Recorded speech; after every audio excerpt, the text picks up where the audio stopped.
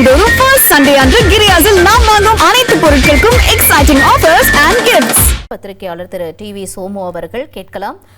வணக்கம் சார். இதுவரைக்கும் ஆதரவு அப்படின்றத தான் நம்ம பார்த்தோம். ஆனால் இப்போ பிரவீன் சக்கரவர்த்தி அவர்களுடைய இந்த பதிவு எதை உணர்த்துது?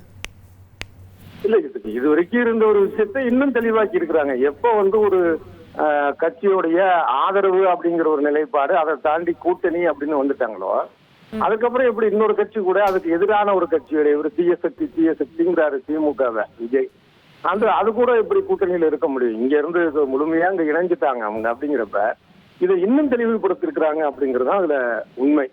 இதுல என்ன நமக்கு மன்னிக்கவும் சார் இருக்கு. ஆனா சம்பந்தப்பட்டவங்க இன்னும் நாங்க இவங்களை விட்டு வெளியே வந்துட்டோம், நாங்க கூட்டணியில உறுதியா இருக்கோம் அப்படிங்கறத சொல்லலையே.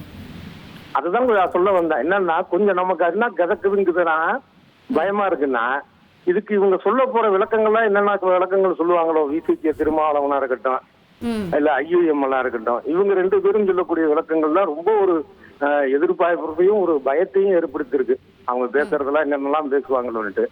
இதுல கம்யூனிஸ்ட் கட்சிகள் ரெண்டும் அவங்க பேசுறது இது வரைக்குமே அவங்க ஒரு அரசியலான ஒரு விஷயத்துல ஒரு தெளிவான சிந்தனையோட தான் அவங்க சொல்லிட்டு இருக்கிறாங்க. நாங்க இந்தியா கூட்டணி திமுக கூட தான் உறவு இருக்கு, பொது விஷயங்களுக்கு நாங்க சேர்ந்து போராடுவோம் திமுக கூட, இது வெளியில இருந்து ஆதரிக்கிறோம் அப்படிங்கறத.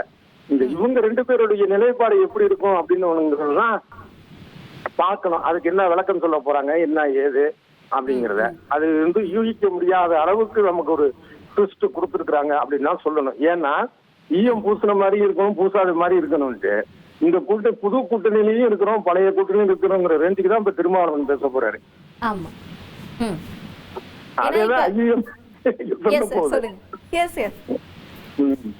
ஏன்னா நம்ம விசிக தரப்புல இருந்து பாக்குறோம், திருமாவளவன் அவர்கள் ஒரு அப்டேட் கொடுத்துக்கிட்டே இருக்காரு இல்லையா, ஃபேஸ்புக் லைவ்ல இல்ல அவருடைய பதிவா இருக்கட்டும், எதுலையுமே அவர் இன்னும் திமுக கூட்டணியில தான் இருக்கேன், ஆனா கட்சியினுடைய நலன் சார்ந்து அப்படின்னு பேசுறாரு. இப்ப வரைக்குமே நாங்க கூட்டணி தான் இருக்கோம் அப்படின்னு அவர் சொல்றாரு. ஆனா அமைச்சரவையிலே இடம் வாங்கிட்டாங்க. இப்படி நிறைய முரண்பாடுகள் இருக்கு. இதுல இப்ப வரைக்கும் தெளிவான ஒரு முடிவு அப்படிங்கறது எந்த ஆதரவு கொடுத்திருக்க எந்த கட்சியுமே எடுக்கல. இல்ல, இதுல சிபிஐ சிபிஎம் அவங்க சரியான ஒரு முடிவு தான் எடுத்திருக்கிறாங்க. அவங்க வெளிப்படையா அப்பல இருந்து இப்ப வரைக்கும் ஒரே நிலைப்பாடு தான். நாங்க இந்த ஆளுநர் ஆட்சி வந்துடக்கூடாது அப்படிங்கிற ஒரே காரணத்துக்காக நாங்க வெளியில இருந்து ஆதரிக்கிறோம். இந்த விசிகாவும் ஐயுஎம்எல் தான் குழப்பற ஒரு விஷயம். அது ஐயுஎம்எல் கூட கிட்டத்தட்ட வெளிப்படையா சொல்லிட்டாங்க நாங்க தாவேக்கா கூடன்ட்டு. விசிக திருமாவளவன் தான் ரொம்ப ஒரு படத்துல எஸ் ஜே சூர்யா சொல்ற மாதிரி இருக்கு ஆனா இல்ல ஆனா இருக்கு அப்படிங்கிற ரேஞ்சில அவரு பேசி விளையாண்டுட்டு இருக்கிறாரு. அதுக்கு வெளிப்படையா சொல்லிடலாம். அதுக்கு ஆமாங்க, நாங்க திமுக கூட்டணியில இல்ல, இந்தியா கூட்டணி அப்படிங்கிறது அது முந்தைய ஒரு விஷயம். அதுக்கு இதுக்கு இல்ல. தமிழ்நாட்டு அளவுல ஏற்கனவே இருந்து திமுக தலைமை கூட்டணியில நாங்க இல்ல, இப்போ தாவேக்கா கூட்டணி இருக்கிறோம்னு சொல்லிட்டு போயிடலாம். இல்ல அமைதியாவது இருக்கலாம். அந்த விஷயத்துல பாத்தீங்கன்னா திருமாவளவன் விஜய் பேசிட்டு மாத்தி பேசாம எதுவுமே பேசுறது இல்லைங்கிற ரேஞ்சுக்கு இப்ப அது போதுங்கிற அளவுக்கு திருமாவளவன் பண்ணிட்டாரு. இது வரைக்கும் அவர் மீது ஆரம்ப காலங்கள்ல ஒரு ஜாதி முத்திரை இருந்தது திருமாவளவன் மேல. அதற்கு அப்புறம் பல்வேறு போராட்டங்கள், பொது போராட்டங்கள், அது சம்பந்தமா நாடாளுமன்றத்துல ஆற்றிய உரைகள், இதெல்லாம் ஒரு பொது தலைவராக அவரை நம்ம பார்க்க வச்சுச்சு. இப்ப அந்த ஒரு பிம்பம் எல்லாம் உடைஞ்ச நிலையில அவர் இருக்கிறாருங்கிறதா ரொம்ப வருத்தமான ஒரு விஷயம். இப்ப மதிமுக என்ன சொல்றீங்க சார்? இப்ப நம்ம பார்த்துட்டு இருக்கோம், துரை வைகோ அவனுடைய கருத்துக்கள் எல்லாம் அடுத்தடுத்து இவர் யார சொல்றாரு அப்படிங்கிற ஒரு கேள்வியை முன் வச்சிருக்கு இல்லையா. சின்னத்துல போட்டியிட்டது இது இழுக்கு அப்படின்லாம் பேசியிருக்காரு. அப்ப மதிமுக என்ன நிலைப்பாட்டுல இருக்கும்? இல்ல, நிச்சயமா அவங்க திமுகவுக்கு ஒரு எதிரான மனநிலை தான் இருக்கிறாங்கிறது வெளிப்படையான விஷயம்.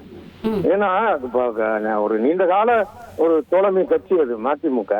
அதுக்கு உரிய இடம் கொடுக்கல, கேட்ட இடம் தரல, சொந்த சின்னத்துல போட்டியிட விடல. அது வைகோ சொல்லியிருக்கிறாருல்ல, ஒரு இடத்துல மட்டும் சொந்த சின்னத்துல போட்டியிடுங்க, நாங்க கடைசி 24 மணி நேரத்துல அதையும் எங்க சின்னம்னு சொல்லிட்டாங்கன்னு சொல்லி ஆதங்கமா சொல்லியிருக்கிறாங்க. அவங்க அரசியல் சூழல வெளிப்படுத்த முடியாம இருந்தது. இப்ப மாறி இருக்கிற அரசியல் சூழல்ல அவங்க வெளிப்படுத்துறாங்க. இது இயல்பான ஒரு விஷயம் தான். அந்த கட்சிக்கான அங்கீகாரம் வேணும்னு அவங்க நினைப்பாங்க இல்லையா. அப்ப அந்த ஒரு பாதையில அவங்க போறாங்க, அதை தவறு சொல்ல முடியாது. ஆனா ஒரு விசிக மாதிரியான ஒரு திருமாவளவன் மாதிரி குழப்பாம அவங்க 27ஆம் தேதி ஒரு முடிவு எடுத்துட்டு அது வெளிப்படையா வந்து இதை அறிவிக்கணும் அப்படிங்கறதா நம்முடைய ஒரு எதிர்பார்ப்பு. மாதந்தோறும் ஃபர்ஸ்ட் சண்டே அன்று கிரியாசில் நாம் வாங்கும் அனைத்து பொருட்களுக்கும் எக்ஸைட்டிங் ஆஃபர்